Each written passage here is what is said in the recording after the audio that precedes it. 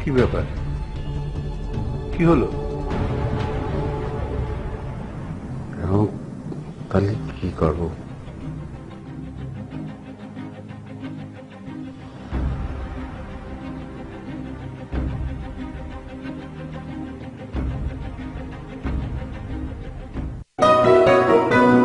বাইরে এত পুলিশ দেখলাম, আমাকে ধরলে তো মারিয়ে ফেলবে না স্যার। স্যার যেরকম করে পারেন আমাদের একটু বাইরে করে দেন না। ওই মারে ফেলায় আসছি তো, খুব মন খারাপ লাগতেছে স্যার।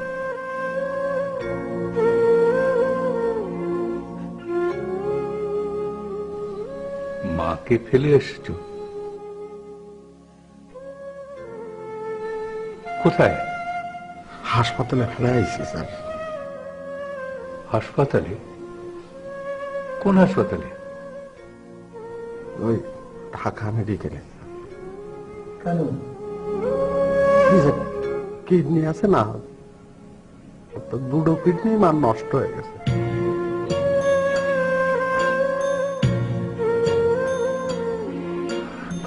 ডাক্তার বলেছে যে আমাদের কিডনি কোনো কাজে লাগবে না, মিলবে না, নাই। সেই জন্যই 5 লাখ টাকা, সেই জন্যই তো আপনার বাসায় ঢুকছে। এই কথা তুমি আমাকে আগে বলোনি কেন? কোন ওয়ার্ডে? স্যার ওয়ার্ডে না, ওই যে বারান্দার মুদিন স্যার শোয়া। বলো কি? জি স্যার, আমাদের তো কোনো টাকা পয়সা নেই, সামান্য জমি জমা ছিল স্যার। তা ওই আমি বিদেশ যাবো সেই জন্যই স্যার ওই জমি বেঁচে দিছি। তো ওরা কিরম করে লেহে নিছে আমরা তো বুঝিনি। বাবার কবরও ওই জমির মধ্যে চলে গেছে। মা বলেছিল যে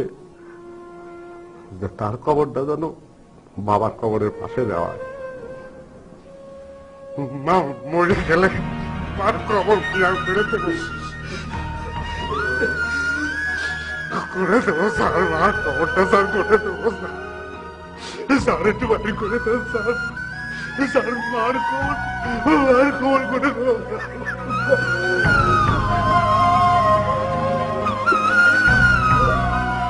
আচ্ছা, তুমি তুমি শান্ত হও, তুমি শান্ত হও, শান্ত হও।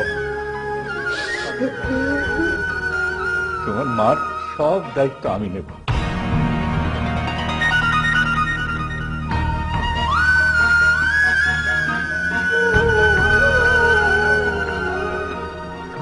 কি করছেন স্যার?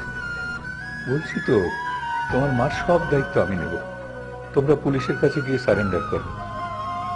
তোমাদের যাতে শাস্তি কম হয় সেই তদবির আমি করব।